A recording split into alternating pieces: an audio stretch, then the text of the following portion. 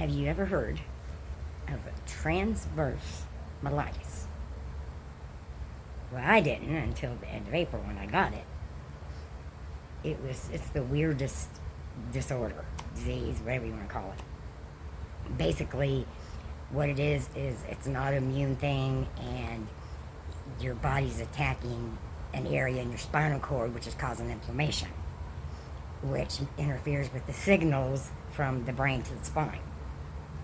Like, spinal cord, to tell you to move your legs, move your arms, to breathe, those type of things. So anyway, I was one of the lucky ones. Mine started, it was like the 25th, I think, of April, and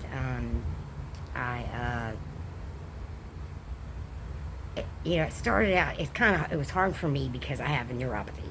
So I have all kind of weird nerve things going on all the time. So I didn't think much of it. But one of the symptoms, which I know now, is you get this, like this tight band going around your torso. Like somebody, like a girdle, and somebody's just squeezing everything they can into it. And that's one of the main symptoms. And the other was, in which this is what made me go to the doctor. It was about it was a week and a half after I went, because he put me on steroids, and that kind of kept things at bay. And what happened was the steroids ran out, and that's when I went into the episode.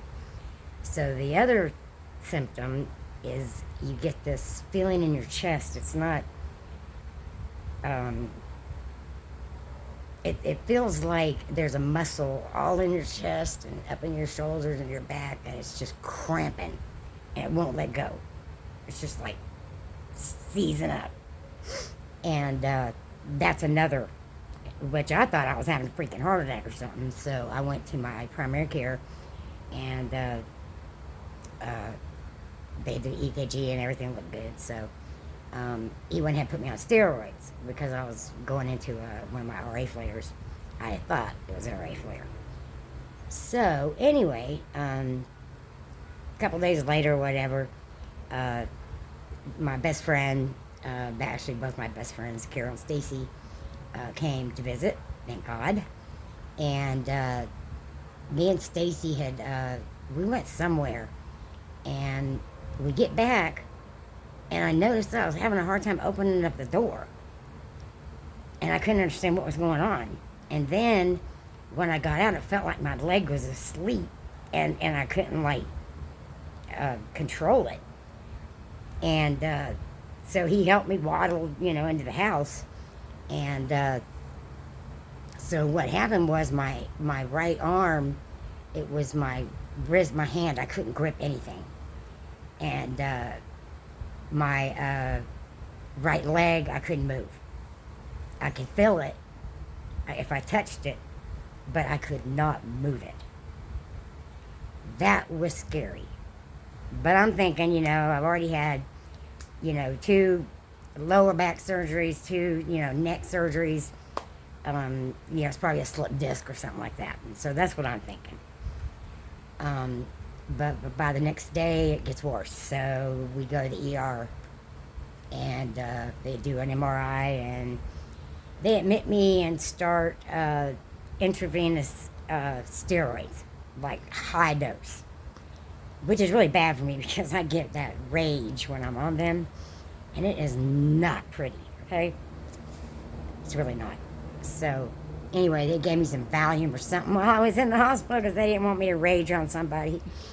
But anyway, it was so weird, though, because after about 30 minutes of the steroid, I could move my big toe. And I was like, yes. I knew that, things were going to be cool.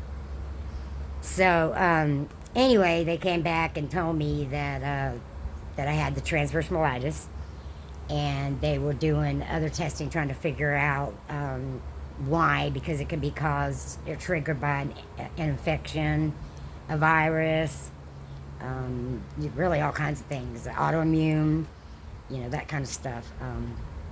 So they were trying to figure out what caused it. Um, so, anyway, after that, I did physical therapy for about 2 months, and I was getting all my strength back. You know, I was doing great. Things were going good. I was just so thankful because I had got on the a chat thing, and y'all, it's bad what people go through. Some people can't walk ever again. Some people lose their bowels and their bladder control. Some people even lose their breathing, and I mean, this is a bad thing. So I was so lucky, and you know, I thank God for that. It's because I got in early, and the sooner you get in and get the information down, the less chance you have of permanent damage. Usually by the third month, that's about where you're going to be, but it actually takes 2 years to know what was permanent and what's not. So um, I'm hoping all the little things I got going on is not permanent. Thankfully, I can walk. Now, I do have one of the things that I got from it is spasticity.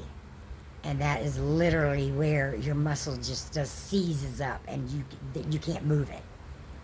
And it kept happening all down my right back into my buttocks, down into my thigh, and even sometimes on my calf. And it would just seize up, and I couldn't move it. It was like I was trying to drag it like a darn zombie. So that got that going on right now.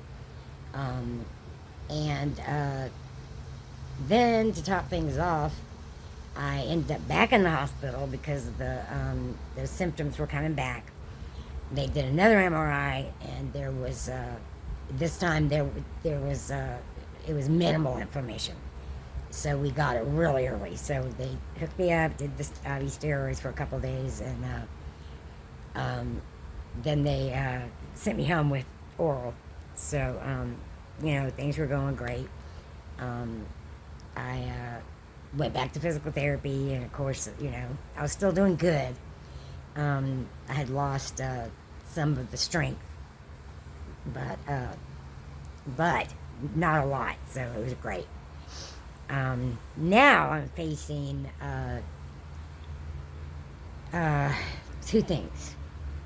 One is there is a molecule called troponin. Anyway, they do a blood draw from it, and it tells whether or not you have had a heart attack or are having a heart attack or whatnot. When I was in the hospital that second time, it was elevated. Then they did it again, and it was elevated even more. Then they did it again, and it was elevated even more. And I'm looking at these lab results, and I'm like, why didn't anybody address this? Because basically it means you're having a heart attack. And there's damage being done to your heart. And if they did do something about it, they didn't tell me. So, I don't know. But anyway, I might address that with my primary care next month, as well as a couple other things. But like I said, this is called transverse myelitis. It's very rare, of course. Well, and the other thing I found out is I have kidney damage. So they wanted to see if I had a particular enzyme or marker, or I don't know what you'd call it. And it's basically they have to do a DNA test, and it's a marker, and if you have this marker, then you are highly likely to have kidney damage. And so if you do, then I get to enroll in this trial.